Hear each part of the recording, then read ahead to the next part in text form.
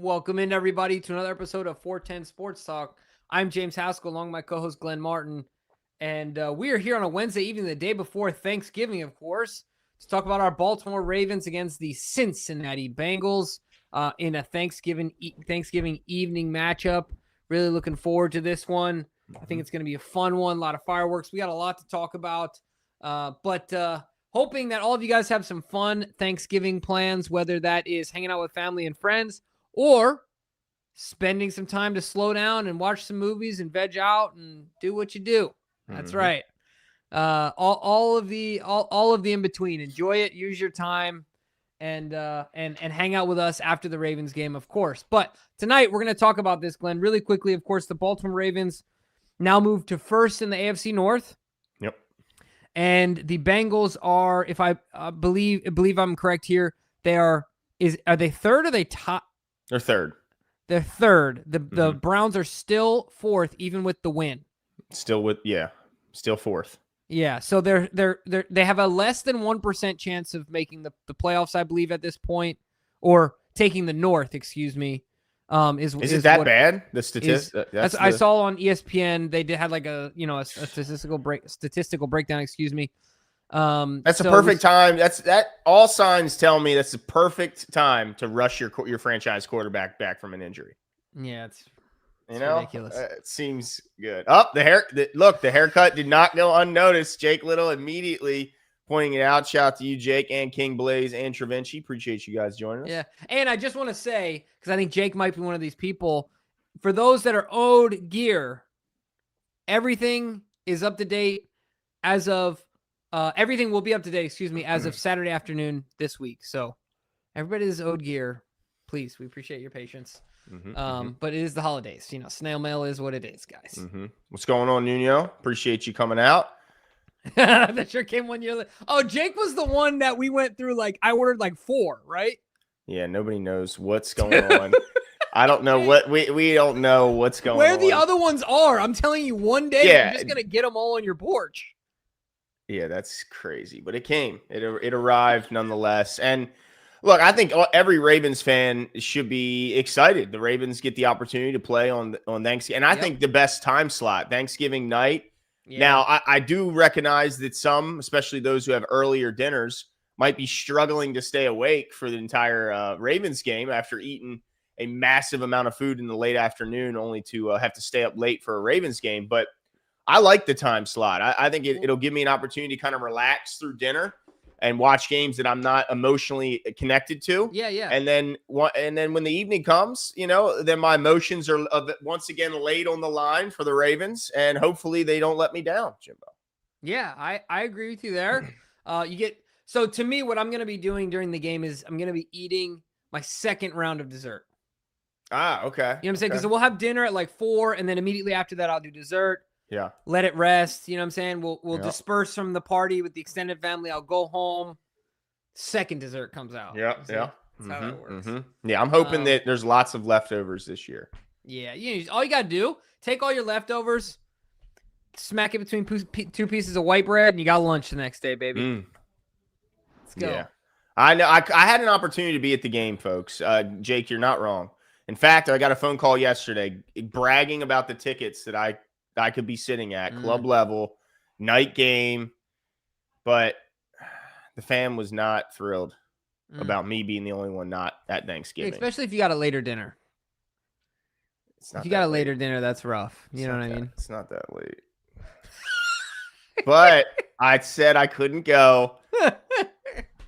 Look, I Shout told to Laney, by the way. I was gonna give my 4-year-old son an opportunity to go to the Ravens game. I said, Henry, do you want to go to the Ravens game? Or do you want to go camping on Friday? We can only do one of the two. He chose camping. Okay. Outdoor, what do you mean by camping? In a tent? Yeah, I mean, we're going to be in camping at a campsite. And, Okay. All right. Yeah. All right. I like that. It's going to be a good time. So I think it'll be fun. We'll see how it goes. I think I'm more nervous about it than him. Now, that game, by the way, Bruce Fowler, I was at that game with Rich France, a big Niners fan. And let me tell you, I believe we sacked the quarterback 8 times that game, 8 or 9 times. And look, the other Ravens fans didn't even have to scream at my buddy because I was doing enough where they were like, he's got it.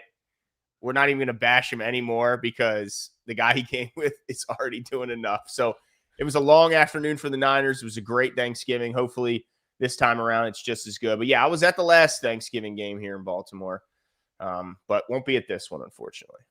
Yeah, fair enough. Well, look, let's talk about it. We got a lot.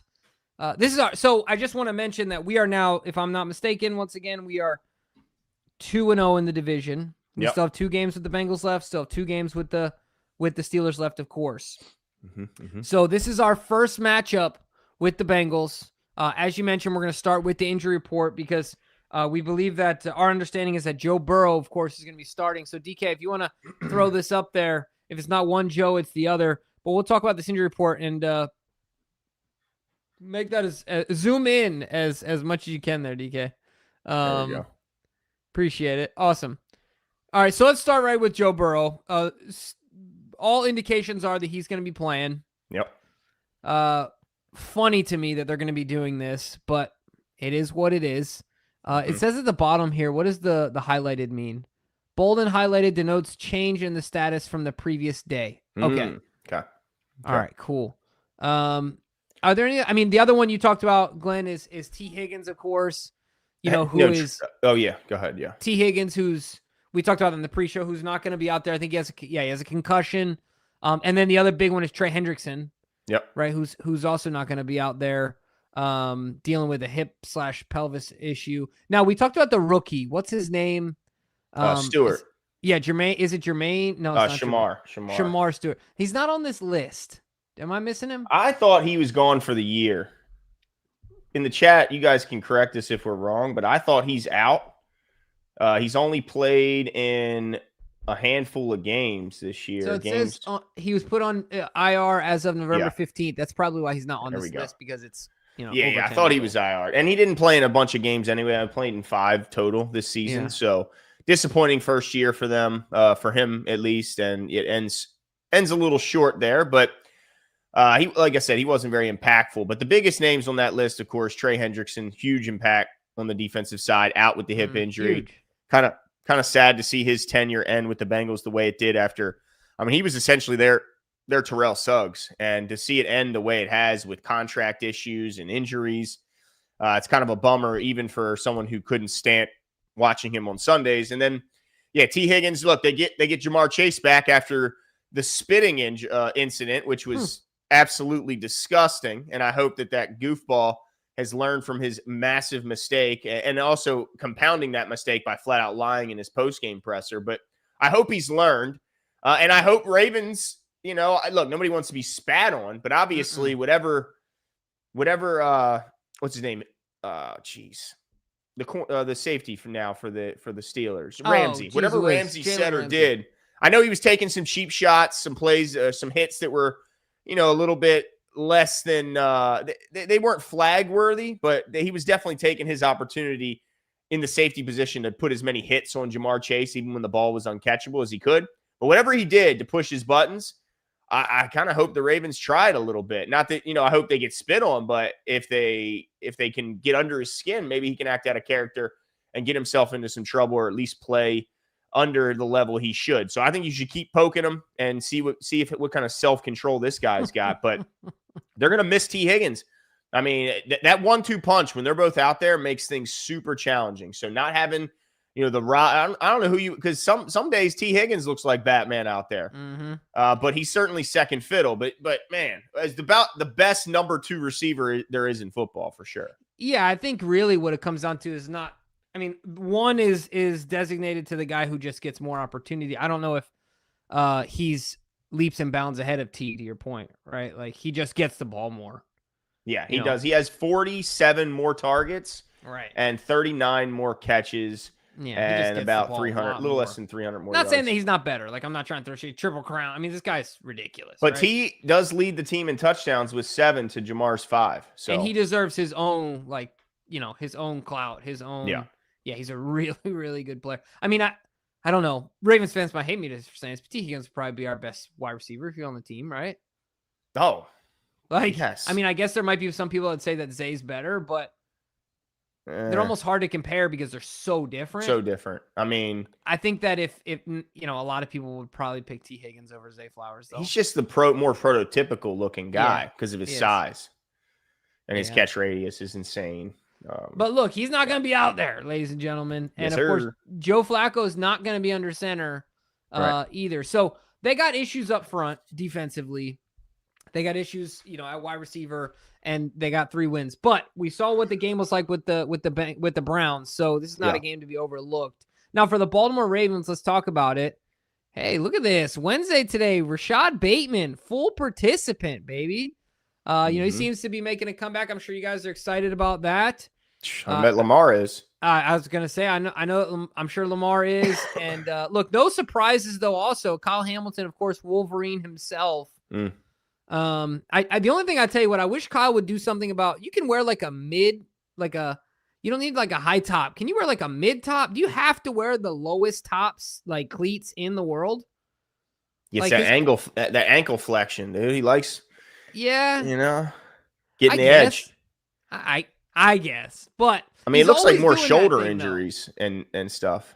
Yeah, but it's saying ankle. It is saying ankle. Yeah, but I feel like he's always doing that. Once a year, he has like the where he kind of gets tucked up under the turf or something. It did tweak, yeah. You know what I mean? But all right, well, let's keep going. I mean, so look, not surprised that Kyle Hamilton's back. Even if he was struggling with more than that, we know what Kyle Hamilton is as far as he's okay with fighting through things and he'll get out there and play. Now, Lamar Jackson continues with his pattern of missing the first week, the first day of practice and then getting out there, later on in the week. And that continues to be a pattern. We'll hope for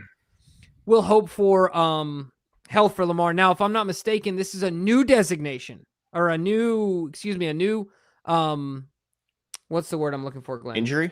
Yeah, I guess it's just a new injury, right? Like it was hamstring, knee, ankle, now it's toe.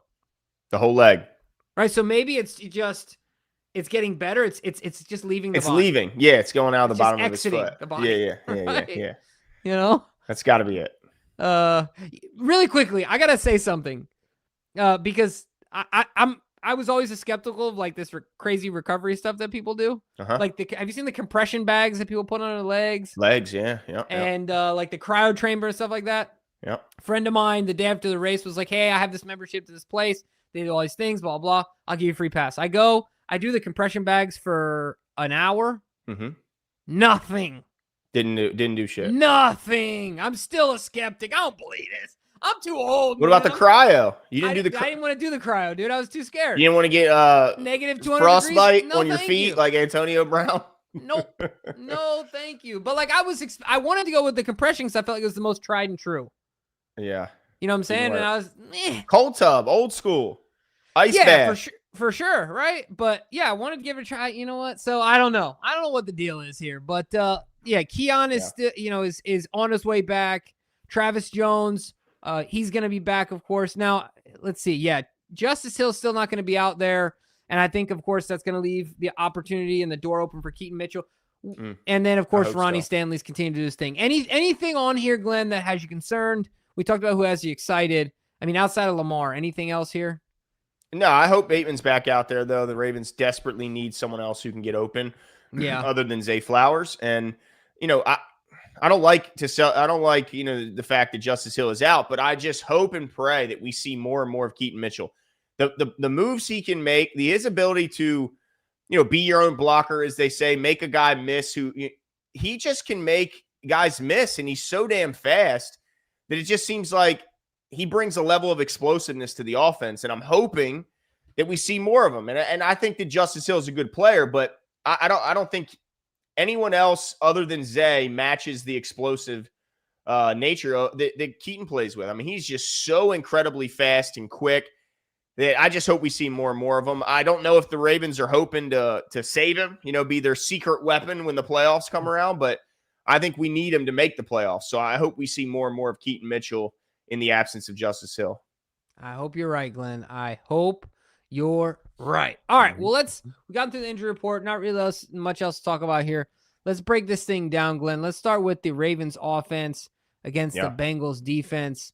Look, I'll talk a little bit about the Ravens offense because it's been rough right? Yeah. It's been a rough go for the Baltimore Ravens, and everybody is talking about Lamar Jackson. I'm going to go to the last game.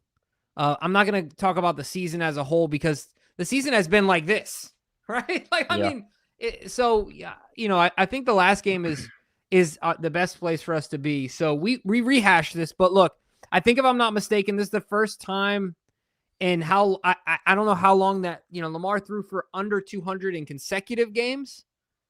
I think that's been a long time. He threw for 153 in this game and less than that in the game before. Lamar Jackson was 13 for 23. Derrick Henry had 64 rushing yards. Our leading receiver had 58 yards in Zay Flowers. Man, that's pretty rough. What do you think's going on here? Is it just a health thing? Is it really all to blame on the offensive line? Is it play call? If you could pinpoint a few things here, Glenn, what do you pinpoint as the things that are going on with the offense? Well, I think the first thing is Lamar's not healthy.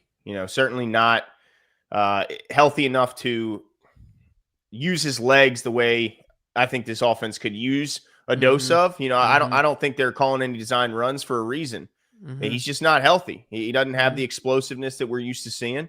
And then the other part is, so it's like, okay, so they're gonna try and make him a pocket passer, and then the offensive line doesn't hold the pocket for him. That's another problem. And then if they do, we have issues getting open right now in the absence of Rashad Bateman. It seems like the only one doing his thing down the field is Zay Flowers. I mean, the tight ends are incredibly inconsistent and seem off the page with Lamar Jackson, which is not something we're used to seeing between those two.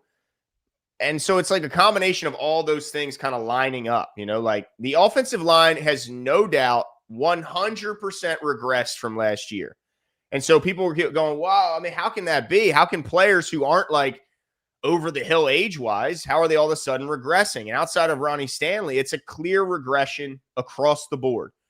And so, I mean, my only thing, it has to be the coaching, the technique being taught in practice. It is not the same as what it was under Joe D, or at least it's not being absorbed the way it was under Joe D. And that lies on on Warhop. And to some degree, of course, it always goes on John Harbaugh. So I think it's a combination of things, but the biggest thing is the offensive line, because if the run game was better, the pass game would be better. The run game's not better because the offensive line stinks. So it's like health, offensive line play, and lack of guys getting open quickly. And then also no yards after catch, it seems like, from anyone but Zay. And when Zay does it, it's more side to side. He doesn't get a lot of yards vertically, unfortunately. He hasn't figured out a way to make guys miss and turn it into extra yards forwards. Makes a lot of guys miss and goes side to side, but doesn't tend to pick up extra yards. And then, like, we're not seeing yak from anyone else on the team. I mean, it's just crazy. You don't see a guy catch a ball, make two guys miss, and turn a small gain into a big chunk play. You just don't see that right now. And that's like, if you look at what Jamar Chase, what makes him great, they get him the ball and he's a running back. I mean, they get him the ball and he's not only a running back, he's one of the best running backs, like all instantly. And he gets an insane amount of yak yards. Like right now, this year, of his 861 yards on the season, Jimbo, 421 are yak yards. So it's like he's doing most of it. Just get him the ball, and he's going to make guys miss, break tackles, and pick up first downs and touchdowns. So it's like it's a combination of things, Jimbo. But the biggest thing, if you can narrow it down to one, we say it a million times, it's the regression up front by the offensive line. Yeah, it's hard for me to disagree with you. I mean, the other thing I want to pinpoint about last game is, if you think about how putrid the Jets are offensively, right? On third down, the Jets were 4 of 11. The Ravens had the same amount of third downs, had 11 thirds. How many do you think we converted in the last game? I think we were 0 for 5 in the first half. So I'm going to say, 2? 2 of 11. Look at that. That's off the top. 2 of 11. In comparison to the lowly, putrid, terrible, bottom of the league, top 3 draft pick New York Jets with a backup quarterback, with a journeyman quarterback. We love Tyrod Taylor around here, but certainly he is no Lamar Jackson. 2 of 11. 2 of 11. Now, we were 2 of 2 on fourth down. They were 0 of 2 on fourth down. So, difference maker. Yeah, that's right. Yards per play. They beat us in this game at yards per play. They were 4.9. We were 4.2. Like, come on. Guys. That's not championship level offense. Not even close. No. Now, we won the turnover battle. Big one. We didn't turn the ball over offensively unless I'm misremembering something. But Lamar didn't throw an interception. Mm-mm. And I don't remember us having a fumble. So all that to say, we got some problems here. I think, like you said, that third down is very indicative of Lamar's health. Mm-hmm. Because I would like to see how many of those thirds down were 3rd and 6 and shorter. Yeah. Right? Because how many times is Lamar in a 3rd and 6? He's like, there's nothing. I'll give it a couple seconds. 2 seconds. 1, 2, boom, I'm out. Yep. Right? And I'm getting my career average 6.1 or whatever it is. Right?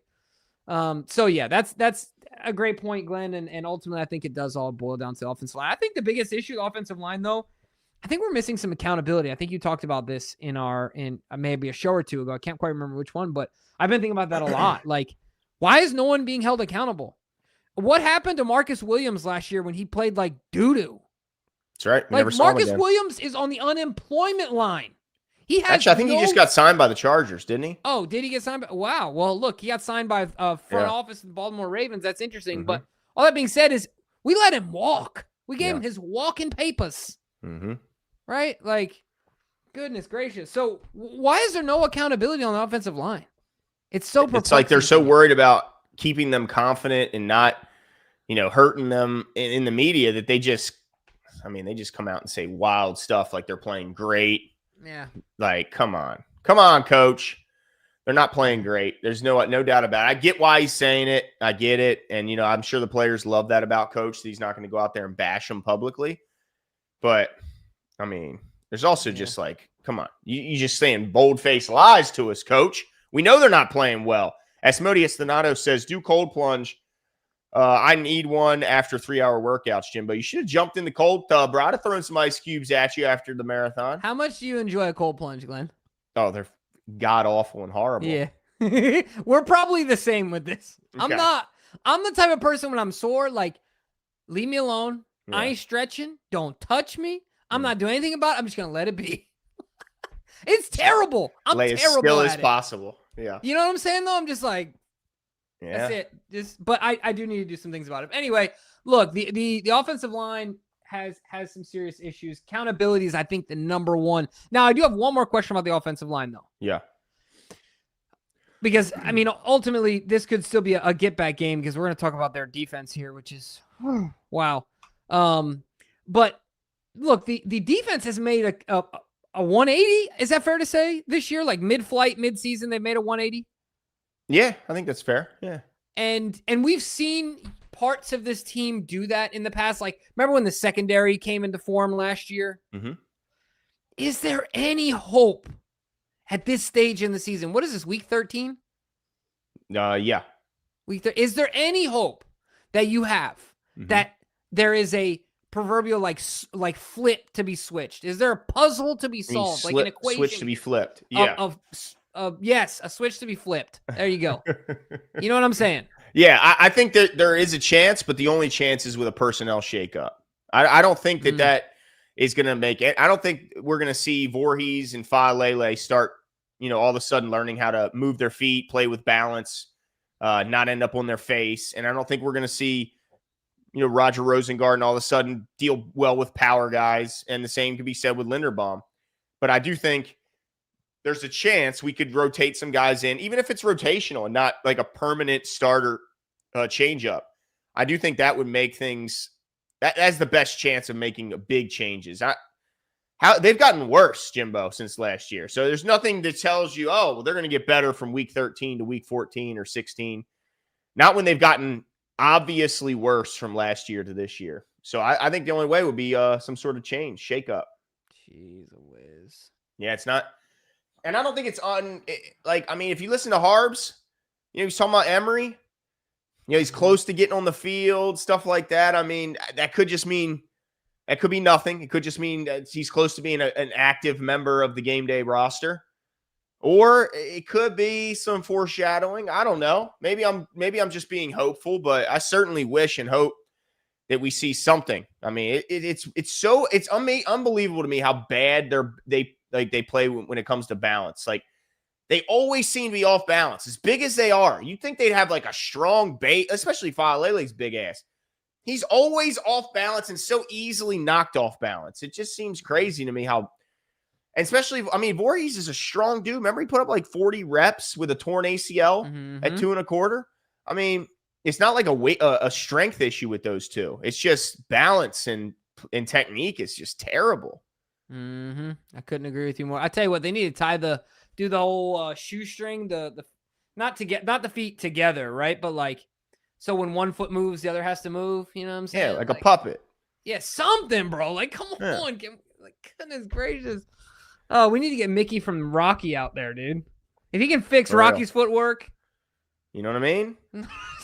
Hey, look, you're more like Rocky than Drago. Drago had all the fancy equipment, all the machines. Yeah. Right. You know what I mean? You're not about that life. You're about get you in the mountain. You know what I mean? Get some logs. That's right. Give me... Pick them up, put them down. Look, maybe Falele and Homeboy need a little bit of that in Voorhees, dude. Yeah. They're a mess. They're a mess. It is a struggle. Yeah. But look, Glenn, let's talk about their defense, because with all that being said, I think the stark difference between this game and the last two games is the defenses that we're playing. Even the Browns defense, obviously the best of the three that were, including the Bengals. The Jets defense still drastically, vastly better than the team we're about to play. Yeah. It's bad, right? So bad. Jimmy, they're the worst defense like I can remember. I mean, they're so bad. Give you guys a rundown. In points per game, they're dead last, giving up 32.7. Yards per game, dead last, giving up 415.8. Let's see. Third down, they're 31st. 48.5% of opponent offenses convert on third down. Rushing, they're 31st, 156 per game. Passing yards, they're 32nd, 259. Every statistic that's meaningful, they're either 30th, 31st, or 32nd.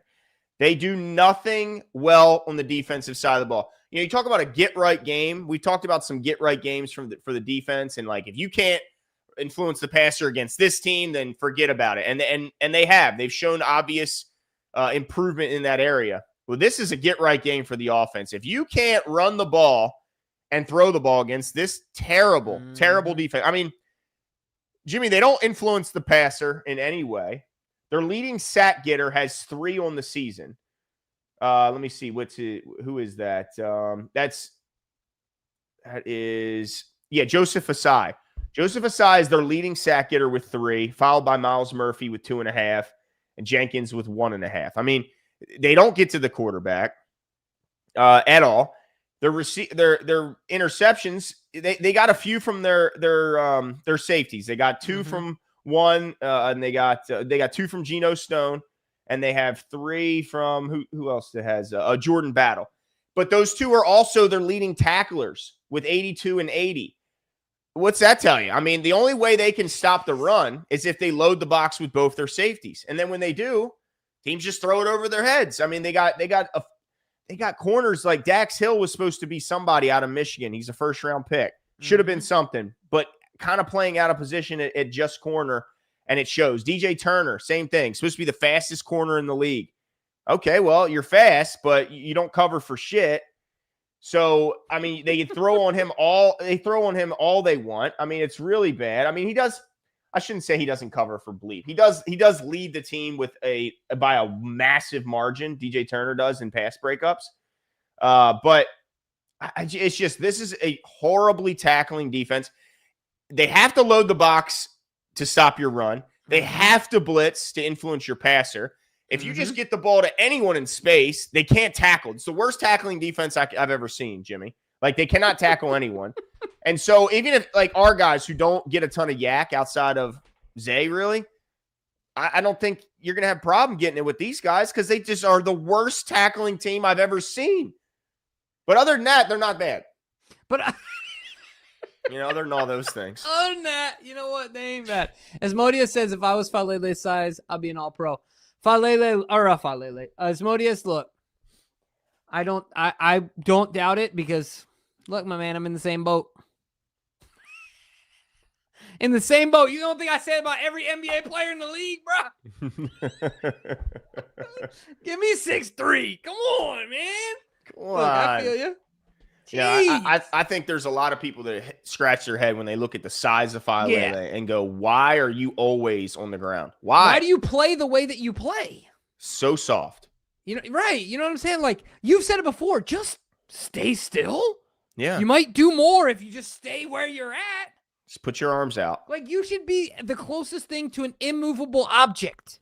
Yeah. As far as an offensive lineman goes, right? Because not only is he so heavy, his trunk, he's not like, remember how Morgan Moses was built? He had these like twigs for legs and it was just all up. You know what I'm saying? Yep. That's not Falele. No. Like, he big should old be thick legs. He should never be pushed.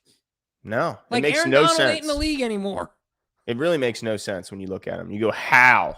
How are you not destroying dudes? Like, and I guess it comes down to mentality, technique, of course, you know, because he plays with the worst balance you've ever seen in your life. I mean, he comes out of his set and immediately falls down to his face. Like, it's real. And then last week, I mean, I said it in live time, and then I saw the clip, you know, in the days after the game. He hit stick Derrick Henry. Yeah. He was turned around and went helmet to helmet with our running back and hit stick. If Derrick Henry wasn't the massive human he was, might have put him out of the game, dude. Might have. Like, it's absolutely crazy. I mean, yeah, I mean, look, Geno Stone did get a pick 6 last week on an impressive return. And we all know Geno Stone, you know, he's the first negative length athlete we've ever seen in professional sports. But he's also a smart guy, an instinctual guy, and, you know, kind of makes up for a lot of his physical limitations with being a smart player. But him and Jordan Battle are not fast guys. And again, they're asked to come up and support the run so much that they just kind of get hung out to dry in a lot of ways. And so do their cornerbacks. It's really crazy. It's really kind of a head scratcher, some of the decisions they made, firing Lou Anamoruno. Yeah. And look, they are defensively. They are certainly a sinking ship. And you remember the cartoons where, like, you have all these holes you're trying to plug and they use all their fingers. And then like 10 pop up over here and they're like trying to put toes in it. Yeah, exactly. That's where the Bengals are at defensively, right? Between the injuries and even before the season, the lack of commitment defensively. When we kind of saw this coming, we talked about this a few years ago, right? Not surprised that they're in the situation they're in. Nonetheless, you know, ultimately we expect a get back game for the Baltimore Ravens. I think offensively, my X factor, Glenn, is going to be Keaton Mitchell. I think he can outrun the entire defense. Yep. Except for the corner, right? Yeah, except for him. Yeah. But just go to the other side of the field. I think he'll be okay. You know what I mean? There you go. And plus, he could probably stiff arm that guy. He's probably not too interested in tackling. But the reason I say that is really because Derrick Henry is gonna the safeties are gonna hate tomorrow night because Derrick Henry is gonna be, I mean, absolutely obliterating them, wearing them down, and then you get Keaton Mitchell is just lightning in a bottle. So Keaton is my X factor here. I think he has a big game tomorrow night. I'm looking forward to it. Asmodia says Daniel Falele needs to do Dan Fall a lot. Wait, Dan Fall a lot. Who's that? Oh, Daniel Falele. Daniel Fall needs to do DDP yoga. Yeah, yes, man. He does. That DDP yoga is saving people, man. That's right. Anything, bro. I mean, literally anything. So, but yeah, so that's my offensive X factor before we kind of flip over to talk about the other side of the I feel like giving equation. Daniel Falele the diamond cutter. Screw the DDP yoga. I'm going to hit him with DDP's finishing move, the diamond cutter. Just end it. Just get out of here. Yeah, that's right. I'm old enough to remember DDP as a wrestler. Yeah, but no, I mean, I think this is an opportunity for the offense to hopefully get some of their mojo back, get some confidence, some swagger, get the run game going. Not to say that, you know, this will, you know, playing the worst defense that I've ever seen is going to make them all of a sudden, you know, play great in a potential playoff matchup with the Broncos or something. But I do think confidence goes a long way with all athletes, and certainly professional athletes are no different. I think they have to get some sort of confidence going offensively. The body language right now from the entire offense, including our leader, Lamar Jackson, is not good. I mean, they're showing their frustration. It's obvious. It's written on their faces. And even when they have success, when they score, when they pan to Monken as the offense was scoring. Last year, I remember it was like a confidence, almost like I've been there before up in the booth. Now it looks like relief, like, finally, every time we do something well. And that's just not what I expected before this season started with this level of talent. So I think there has to be some sort of mojo gained back, and there's no defense that could provide that for you better than this Bengals team. I think we got to get the run game going. The offensive line has got to establish the run. There should be no reason why you should be having pressure on Lamar Jackson unless it's an absolute all-out blitz. And in that case, receivers, turn your head, get the ball, and then make these bums miss tackles, because that's just what they do. They miss tackle after tackle after tackle. So got to get the run game going first and foremost, and the pass game will come from it, because they're going to bring the safeties down. They're going to load the box to stop Derrick Henry. And, I mean, with Bateman back, they should have no problem freeing themselves up and getting down the field. I'd like to see a decent game out of the tight ends. For that, I'm not gonna pick the tight ends until they show me something, because last game was a complete and total disaster for both of those guys. And so I'm going to go with Rashad Bateman makes a return to the field and makes his impact felt immediately. And I say he gets a touchdown, and I say he goes over 80 yards on his return to the field after the high ankle. Dude, love it. Let's go. All right, well, let's switch this up, Glenn. Yeah. And let's talk about, look, they're certainly significantly better on offense. What do we know about this? I'm going to call it an explosive offense. Yeah. I mean, well, it's like you said, it's kind of hard to judge them because they've had quite a few. They've had the carousel at quarterback with Browning initially taking over when Joe Burrow went down. Then they trade for Joe Flacco. He comes out lighting the world on fire and then goes back to earth the last couple games and starts to throw a lot of interceptions. But on the season, they're 18th in points with 22.5. They're 23rd in yards at 307. Third down conversion, they're 13th at 39.4. Rushing yards, 30th, 84.9. Passing yards, 15th, 222. And you know what? 84 yards per game rushing, 30th in the league. And having said that, they got a hell of a running back. Like, that just shows you where the state of this offensive line is, because Chase Brown is way too good for them to be the 30th ranked rushing team. He's a 3-down back. They give him the ball a ton. They'll throw it to him. They'll hand it to him. And he's a stud. It's just he's averaging 56 yards a game because the offensive line stinks out loud. I mean, Orlando Brown still looks like he should be playing right tackle and not left. That's never changed. Their interior is a lot like ours. It's their weak spot. They don't move guys that are big at all. So Travis Jones and John Jenkins should absolutely eat. And Mims, their right tackle, who's the big, remember the guy often injured before coming out of college? He just doesn't have he doesn't have a lot of nasty in him. He doesn't move his feet particularly well. So while you can't really beat him with power, I think you could beat him with speed. And I think we'll see that this weekend. So their offensive line has not been good at either run blocking or pass blocking all season. And it shows by the fact that they have all this talent, and yet their quarterbacks keep going down. Their running back can't find a way to run. And they're a middle-of-the-road offense despite having probably the most expensive receiving room in all of football. I mean, it's crazy. I swear, if we lose this game, Glenn, we have no one to blame. No. Absolutely no one to blame but ourselves. Much different offense, to your point. Look, not perfect, but a much different offense than we'll be playing than we've played in the previous 2 weeks. So we've talked about the defense making a 180, but how much of that is on the competition? How much of that is on the Ravens themselves? I think that's at least a valid observation to make, and we'll keep our eyes on it, of course, when the game starts. That'll be interesting to see. How are you expecting this offense to exploit the lack of pass rush from this defense? Because we know, when I say lack of pass rush, I'm talking about outside of like blitz schemes, outside of Kyle Hamilton being up on the line, things like that. But like traditional, like beat the guy in front of you, get to the quarterback, right? Because Joe will dice you up if you get him time because he'll hold on the ball forever, and you can only guard Jamar Chase for a few seconds. Yeah.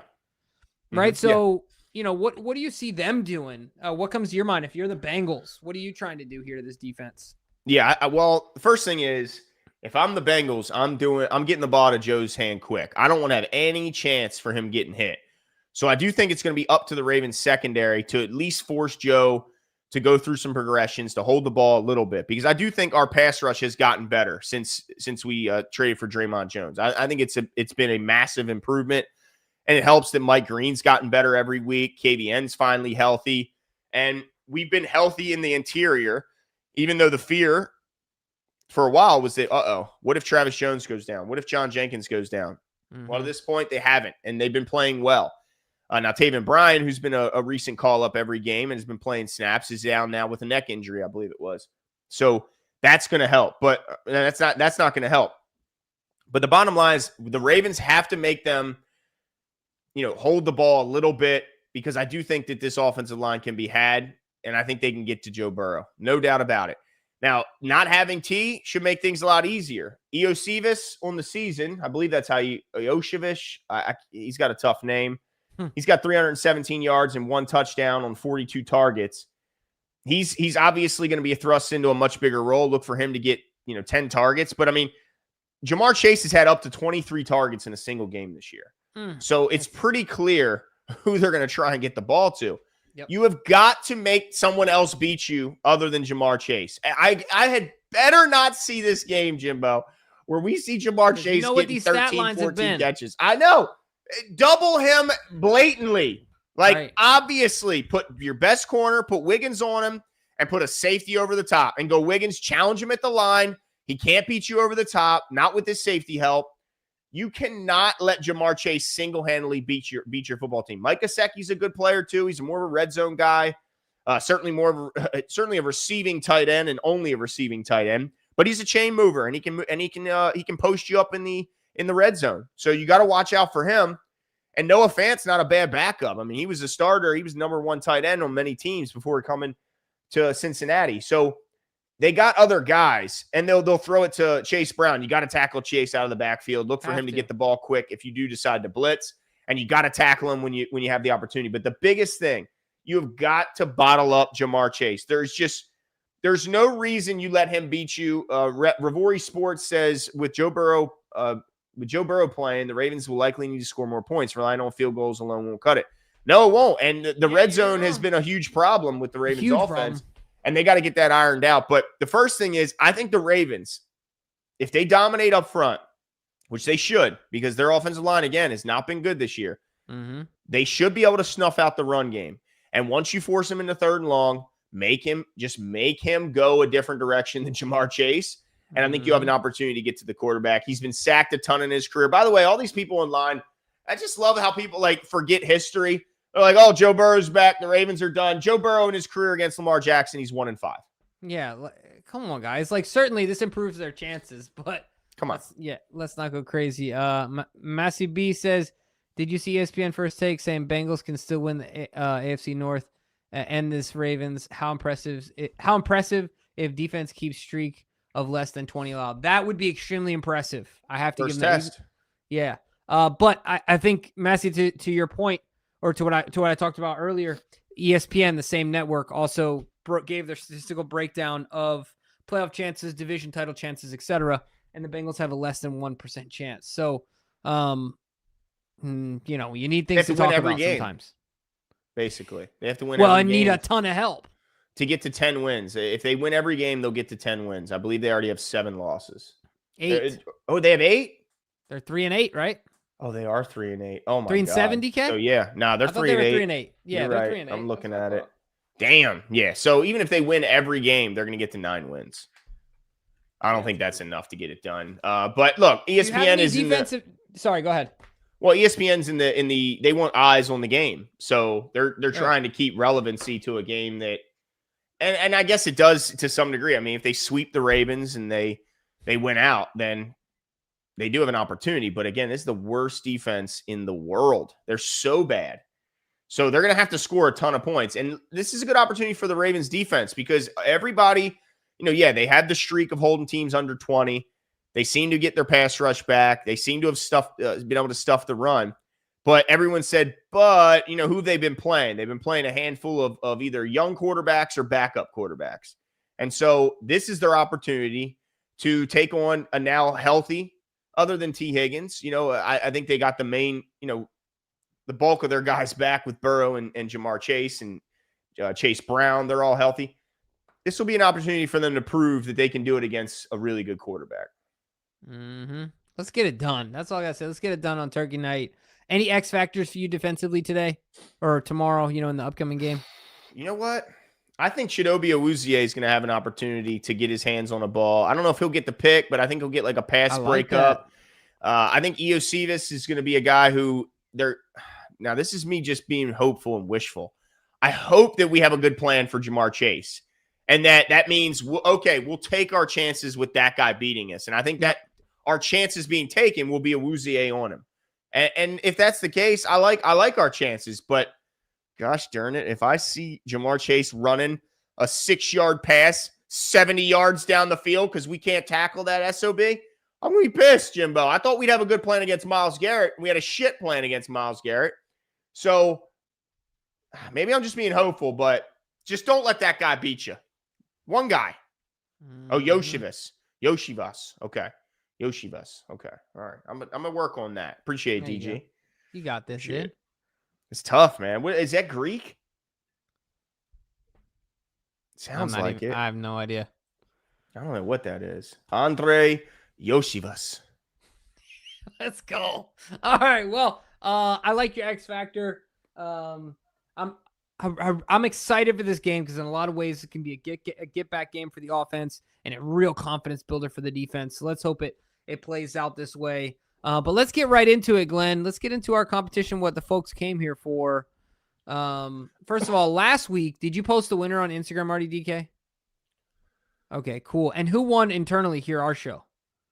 Are we going to get to that? Am I jumping ahead? Well, let's do the music and all that first. My bad. I'm harshing DK's mellows. Isn't that how it goes? All right, let's hit it. Roll it.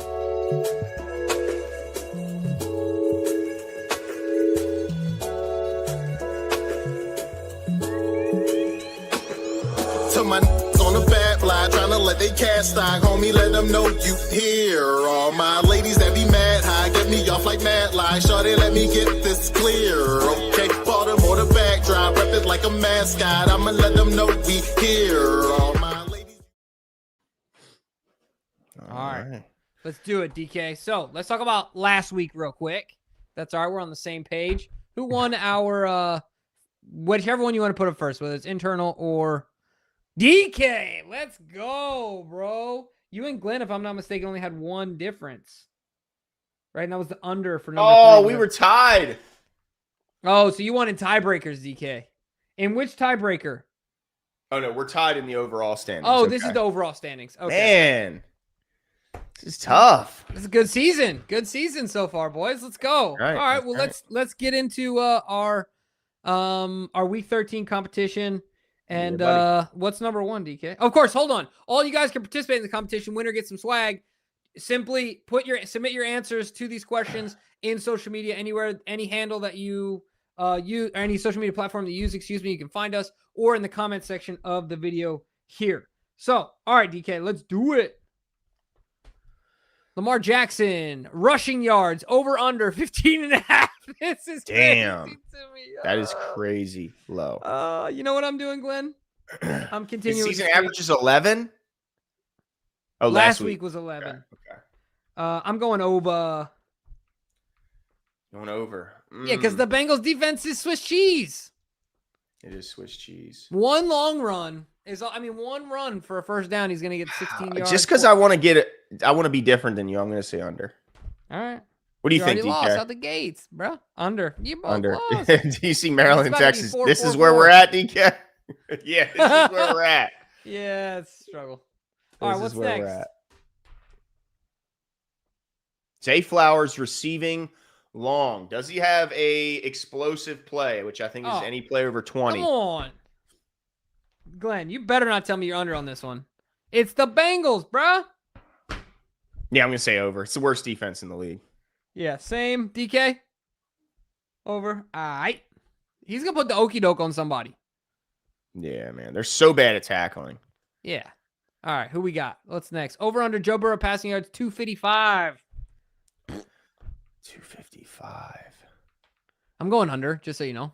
It's got to be under. I mean, if this defense is for real, this number's got to be under. I Yeah, mean, this I guy agree. hasn't played in how long? Right. You know, come on. Let's DK, what say you? Under. Under, All right, okay. we're all under on that one. So far, the only difference That's right. for all of us. Oh, we have 2 differences. All right, we have plenty of differentiation here. All right, let's do it. Over under Ravens sacks 2.5. How many did we have last week? We had 3 against Tyrod. Mm. Oh man, Oh, this is a good number, DK. that's a good one. I'm going over. I'm just gonna stick with the I'm optimism. gonna say over as well, dude. Right, over as well. Yeah. Good number though. Jeez, DK, what say you, my friend? Under, huh? Over? Look at us. Yeah, I thought for sure he was gonna Drinking pull the a fast one Kool-Aid. on Let's us. go, bro. Asmodeus agrees. KBZ agrees. Buff and Puff is on par. I mean, everyone's thinking this is definitely going to be. It looks like the chat is thinking an easy win for the Ravens is what I'm seeing. A lot of optimistic over/under picks. Travinci though says under. Okay. Our All only right. difference, if I'm not mistaken, is number 1. Mine and yours. No, well, so you and DK both have under. And You then and DK are exactly the same. I mean, all four, and then I'm. All right, I'm I gotta over in nail the first this. one. I gotta nail the over or the closest to the pin. Yeah, let's go. All right, what we got, DK? All right, first tiebreaker, of course, as always, total score over under 52 points. What do you say, Glenn? I'm gonna let you go first. I'm gonna say under. All right, I'm going over. What's your score? Do you have a score? Yeah, I'm gonna say our score is 31-17. Ravens. Okay. I'm gonna say 35-27. That puts us over, right? Mm-hmm. Yeah. Quick DK, math. what say you? Oh, that's too. I don't like that. I'm gonna say 35-20. Okay, still puts us over. Yeah, still puts us over, but I think our defense does a bit better than that. DK, what about you? Under? Says under. So All me and right. DK have tied on both of those. So now we really got to nail. Yep, it's got to be the yards. Oh, it's gonna come down to the yards, DK. I hate to do it to you. Nice guy. Nice guy. Yeah, I Total hate to do this to yards you. for the Ravens, of course, closest to the pin. It was really bad last week. I was so off. I hit a straight up mulligan on that one. This is a different defense, though. I'm going with 425. Whoa. 425. 420. I'm going to lower it 5. How about that? 420. Oh man, this guy. All right, well, 420. Man, that seems a little high to me, Jimbo. I'm gonna say. Oh man, 420. I'm gonna say 382. Okay. DK, what are you saying? Oh, he's gonna. Oh, He's it's gonna- 300. Ooh. Oh, I mean, I guess that's fair considering our offensive output in the last 2 weeks. Jimmy, are you high? Asmodeus is questioning if you're under the influence. This is just a ginger lemon herbal tea, okay? I'm That's good. right. I'm just high on life, baby. So I got what, 4 days off? Let's go. Yeah, buddy. Get to do some eating, some guilt-free eating. Guilt-free eating and The good marathon's football. behind you. That's right, dude. Let's go. You know, you can put on some winter weight. You can Dude, bulk. I'm just gonna lift heavy is all I'm doing all winter. You're not worrying about the diet, huh? Oh no, dude. No. I'm just gonna lift heavy and yeah, have some fun. 420 yards. He said I had a gummy. Oh, this is awesome. All right, well, I think that's it for us tonight, folks. Yeah. I got some apple pie upstairs to devour. Oh, a so, day early apple pie. Okay. Yeah, Tanya made a homemade apple pie, made the crust and everything, dude. Dang. I'm excited. So I got to hurry up and get off here before my apple pie is cold. Yeah, we'll go for it. Guys, we will be back post-game, ready to celebrate or to cry together. Either way, we will be here regardless. But thank you guys for joining us tonight. Hope you have a great, great Thanksgiving day and an even better night. See you then. See ya. Mine just sound